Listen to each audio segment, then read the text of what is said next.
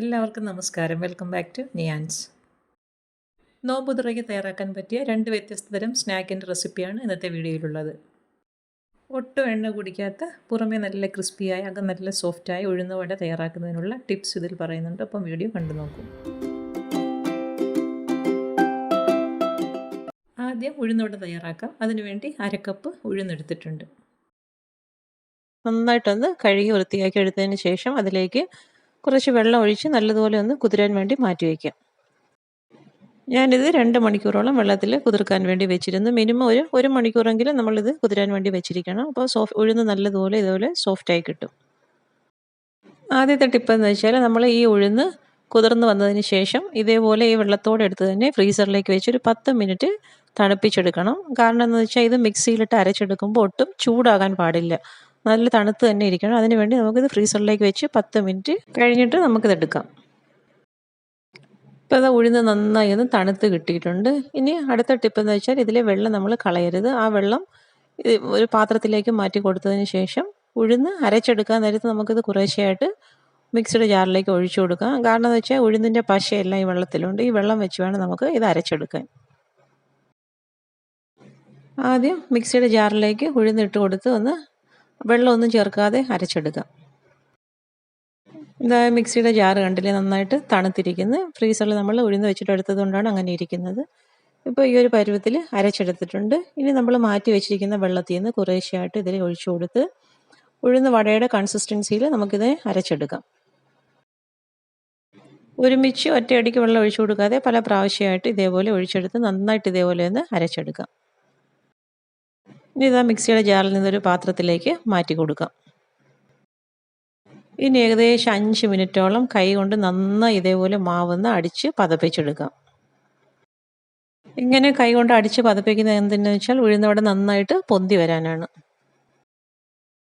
ഇനി അരച്ച് വെച്ച മാവ് നല്ല ടെക്സ്ചർ ആയെന്ന് അറിയാൻ വേണ്ടി ഒരു പാത്രത്തിലേക്ക് കുറച്ച് വെള്ളം എടുത്തിട്ട് അതിൽ നിന്ന് കുറേശ്ശെ എടുത്ത് ഇതേപോലെ ഇട്ട് കൊടുത്താൽ വെള്ളത്തിൽ മിക്സ് ആകാതെ ഇതേപോലെ മുകളിൽ തന്നെ കിടക്കും. ഈ ഒരു കൺസിസ്റ്റൻസിയാണ് കറക്റ്റായിട്ട് കിട്ടുന്നത്. ഇനി ഇതിലേക്ക് ഒരു സവാള ചെറുതായി കട്ട് ചെയ്തത് ഇട്ട് കൊടുക്കാം. ചെറിയ കഷ്ണം ഇഞ്ചി ചെറുതായി കട്ട് ചെയ്തതും 2 പച്ചമുളക് ചെറുതായി കട്ട് ചെയ്തതും 7-8 കുരുമുളകും കുറച്ച് കറിവേപ്പില ഇതേപോലെ വെറുത്തെടുത്തതിന് ശേഷം നന്നായി കൈകൊണ്ടൊന്ന് കട്ട് ചെയ്തിട്ട് കൊടുക്കാം. പിന്നെ അതിലേക്ക് ആവശ്യത്തിനുള്ള ഉപ്പും കൂടി ചേർത്ത് കൊടുക്കാം. ഇനി ഇതിലേക്ക് നമ്മളെടുത്ത ഉഴുന്നെടുത്ത അതേ കപ്പിന് ഒരു 1/4 കപ്പോളം വറുത്ത അരിപ്പൊടി ചേർത്ത് കൊടുക്കണം. ഞാനിവിടെ മെഷറിംഗ് കപ്പിൻ്റെ 1/2 കപ്പിൻ്റെ അളവാണ് ഉഴുന്നെടുത്തത്. അപ്പോൾ അതിൽ 1/4 കപ്പ് എടുത്തപ്പോൾ മെഷറിംഗ് കപ്പിൻ്റെ 1/4 കപ്പ് അരിപ്പൊടിയും പിന്നെ ഒരു ടേബിൾ സ്പൂൺ അരിപ്പൊടിയും കൂടി വേണ്ടി വന്ന് ഇതിലേക്ക് ഇട്ട് കൊടുത്തിട്ടുണ്ട്. ഇനി എല്ലാം കൂടി നന്നായി ഒന്ന് മിക്സ് ചെയ്തെടുക്കാം. അരിപ്പൊടി ചേർത്ത് കൊടുക്കുന്നതാണ് അടുത്ത ടിപ്പ്. അതുകൊണ്ട് ഇതിലേക്ക് ഒട്ടും എണ്ണ കുടിക്കുകയില്ല. അപ്പോൾ അതെല്ലാം കൂടി നന്നായി മിക്സാക്കി എടുത്തിട്ടുണ്ട്. ഇനി നമുക്ക് വട ഉണ്ടാക്കാൻ ആവശ്യമുള്ള വലുപ്പത്തിൽ ഇതേപോലെ കയ്യിലേക്ക് എടുത്തിട്ട് ഒരു കുഴി ഉണ്ടാക്കി കൊടുക്കാം. കയ്യിലേക്ക് മാവ് എടുക്കുന്ന സമയത്ത് കൈ എപ്പോഴും നനച്ചിട്ട് വേണം ഓരോ പ്രാവശ്യവും മാവെടുത്ത് ഇതേപോലെ തുളയുണ്ടാക്കിയിട്ട് എണ്ണയിലേക്ക് ഇട്ട് കൊടുക്കാൻ. ഓരോ പ്രാവശ്യവും കയ്യിൽ വെള്ളം തടവിയിട്ട് വേണം ചെയ്യാൻ, അല്ലാന്നുണ്ടെങ്കിൽ കയ്യിലിത് ഒട്ടിപ്പിടിക്കും.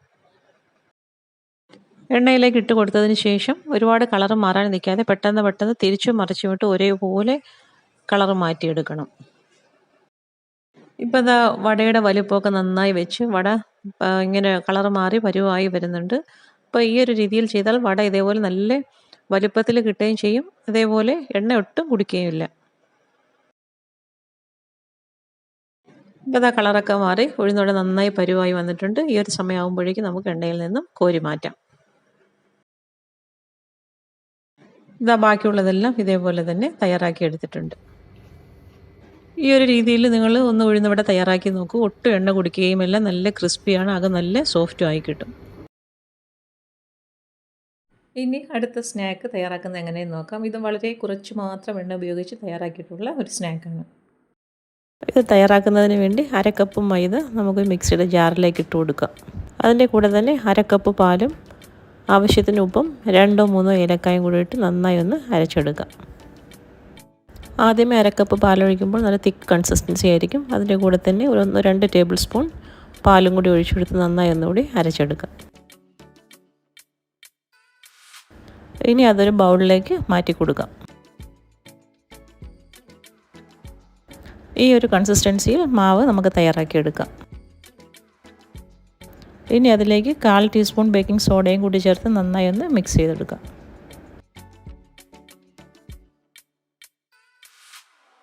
ഇനി ഒരു തവ ചൂടായി വരുമ്പോൾ അതിലേക്ക് ഓരോ സ്പൂണായി ഒഴിച്ചു കൊടുത്ത് നമുക്ക് ഓരോ ദോശയായിട്ട് ചുട്ടെടുക്കാം.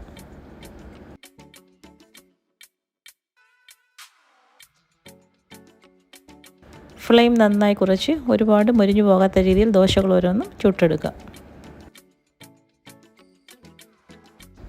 ഈ 1/2 കപ്പ് മൈദയിൽ നമുക്ക് 4 ദോശ വരെ തയ്യാറാക്കിയെടുക്കാം. ബാക്കിയുള്ള മാവും നമുക്ക് ഇതേപോലെ ഓരോ ദോശയായിട്ട് ചുട്ടെടുക്കാം.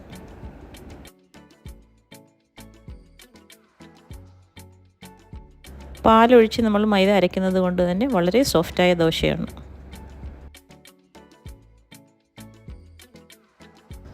ദോശയെല്ലാം നമ്മൾ തയ്യാറാക്കി കഴിഞ്ഞു. ഇനി ഫില്ലിങ്ങിന് വേണ്ടി 2 മുട്ട പുഴുങ്ങിയത് നന്നായി ഒന്ന് ഗ്രേറ്റ് ചെയ്തെടുക്കാം.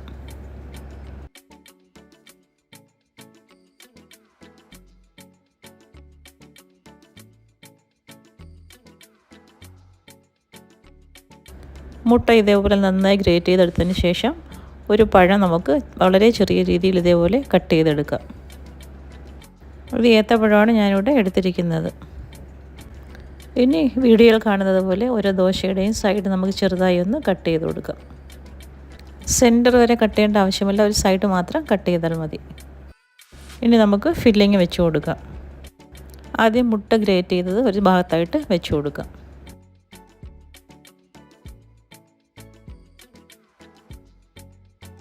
ഫില്ലിങ് വെച്ച് കൊടുക്കുമ്പോൾ ഒരുപാട് തിക്കായി വയ്ക്കാതെ പരത്തി വെക്കണം. ഇനി അടുത്തായിട്ട് പഴം വെച്ച് കൊടുക്കാം.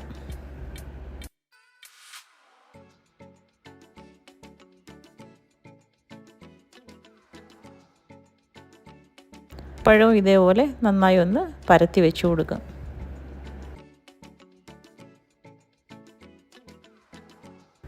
ഇനി കുറച്ച് തേങ്ങ ചിരകിയതും കൂടെ ഇതേപോലെ വെച്ച് കൊടുക്കാം. ഇനി പഴത്തിൻ്റെയും തേങ്ങയുടെയും മുകളിലായിട്ട് മധുരം ആവശ്യമുണ്ടെങ്കിൽ കുറച്ച് പഞ്ചസാര കൂടി ഇട്ട് കൊടുക്കുക.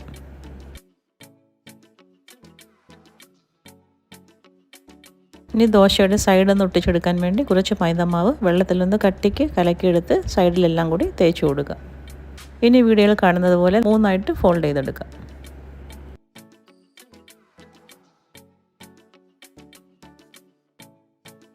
ഫോൾഡ് ചെയ്തെടുത്തതിന് ശേഷം സൈഡ് നന്നായി ഒന്ന് പ്രസ് ചെയ്തെടുക്കുക.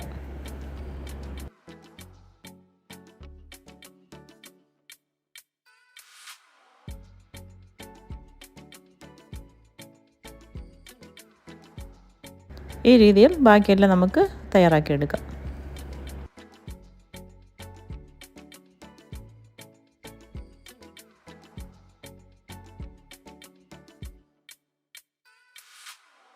ഇനി ഒരു മുട്ട ഒരു പാത്രത്തിലേക്ക് ഒഴിച്ചെടുത്ത് നന്നായി ബീറ്റ് ചെയ്തെടുത്തതിന് ശേഷം അതിലേക്ക് ഇത് ഓരോന്നും ഡിപ്പ് ചെയ്തെടുക്കാം.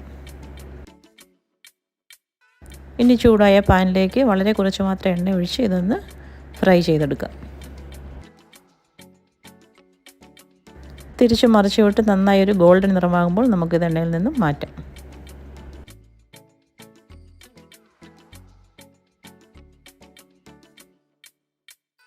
ഇങ്ങനെ ബാക്കി ഓരോന്ന് നമുക്ക് ചെയ്തെടുക്കാം.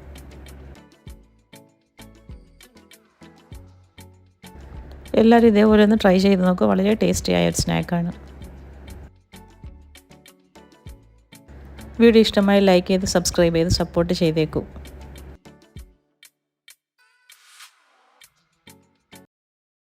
അപ്പോൾ ഈ നോമ്പുതുറയ്ക്ക് ഈ 2 തരം സ്നാക്കും ഇങ്ങനെയൊന്ന് തയ്യാറാക്കി നോക്കൂ. ഇത് കട്ട് ചെയ്തെടുക്കുമ്പോൾ തന്നെ കാണാൻ നല്ല ഭംഗിയാണ്, അതേപോലെ നല്ല ടേസ്റ്റുമാണ്.